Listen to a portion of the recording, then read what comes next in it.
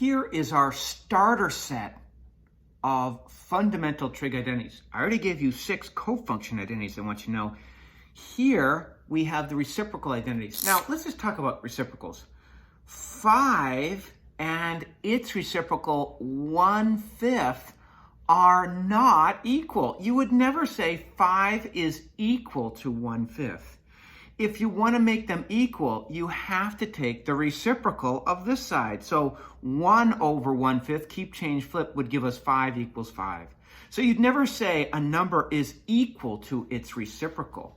So let's take that idea behind 5 and 1/5 being reciprocals and sine of theta and cosecant of theta. That's outrageous. They are reciprocals. So they're not equal, just like I can't say 5 is equal to 1/5. So because they're reciprocals, there is our equivalence statement, which implies that cosecant theta is equal to sine theta. Oops, what a ridiculous statement. Some number can't be equal to its reciprocal. Oh yeah, here's the relationship. If they're reciprocals, then that will be true. Similarly, cosine of theta is not equal to secant theta. That's an absurd statement. They're not equal to.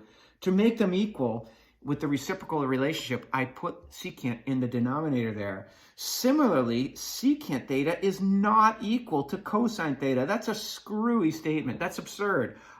If they're reciprocals, then secant theta is equal to 1 over cosine theta.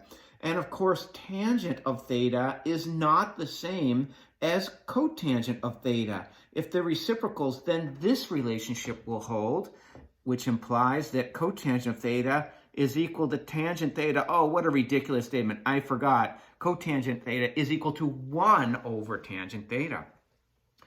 When we see this idea of quotient identities, it means we're going to divide something. Here's our starter set.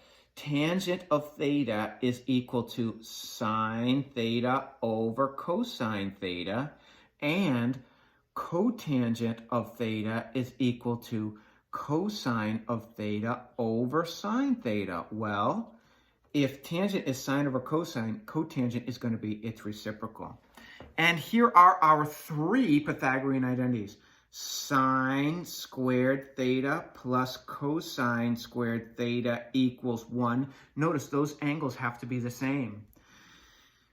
Tangent squared theta plus 1 is equal to secant squared theta. So tangent squared and secant squared are linked through this relationship. And 1 plus cotangent squared theta is equal to cosecant squared theta. Notice cotangent squared is linked with cosecant squared in this relationship. Can we talk just a little bit about those quotient identities? I've drawn a unit circle here, and I'm going to a point xy on the unit circle. Notice it's a unit circle because I have a hypotenuse, or we could call it the radius of 1, and I've put the center at the origin 0, 0. Now, tangent of this angle is going to equal opposite over adjacent, or y over x. And cotangent of this angle is going to equal adjacent over opposite, or x over y. But we learned already that sine of this angle is opposite over hypotenuse, or in other words, on the unit circle, sine is y.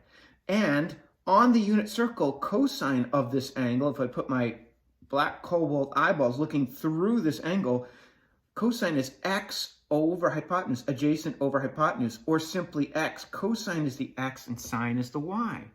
So if that's the case, I can substitute y for sine theta and x for cosine of theta. And here I'll substitute x for cosine of theta and sine theta. So you can see where these quotient IDs came from. Let's stop and pause for a minute and talk about where did the Pythagorean identities come from. Well, the Pythagorean theorem says, here's our theta, by the way, and that's our right angle, says leg squared plus leg squared equals hypotenuse squared. So if I'm going to this xy point on the unit circle, I know it's a unit circle because we have a radius of 1, then that means leg squared x squared plus y squared equals 1 squared, which we can simplify to x squared plus y squared equals 1. Now we know that on the unit circle, cosine of theta is x over 1 and sine of theta is y over 1. That's adjacent over hypotenuse and opposite over hypotenuse. So if I make that substitution, cosine theta every time I see x and sine theta every time I see y. Now here's something in trig you got to get used to. We don't write cosine theta squared, the whole thing squared like that. We write it like this, cosine squared theta. We write it like this, but it means this. We never write this because that looks like they're taking cosine of an angle that is squared. So be careful with that. Cosine squared theta is the whole thing squared. And sine squared theta is the whole trig function squared equals 1. That was our first Pythagorean identity. Now, let's say I take this identity and I divide it, cosine squared theta plus sine squared theta. I divide both sides by sine squared theta.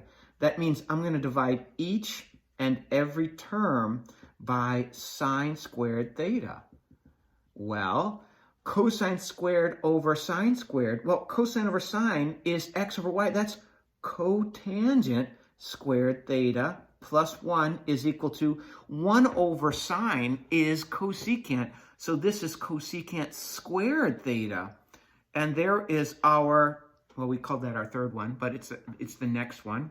And let's say I started here with cosine squared theta plus sine squared theta equals 1. And instead of dividing each and every term by sine squared, I decided to divide each and every term by cosine squared. That will give me 1 plus sine over cosine is tangent. If they're both squared, it'll be tangent squared. 1 over cosine is secant. If this is squared, it's going to be secant squared theta. And there are our 3, a 1, a 2, a 3 Pythagorean identities. If you forget, you can always go back to this picture and generate it like I did.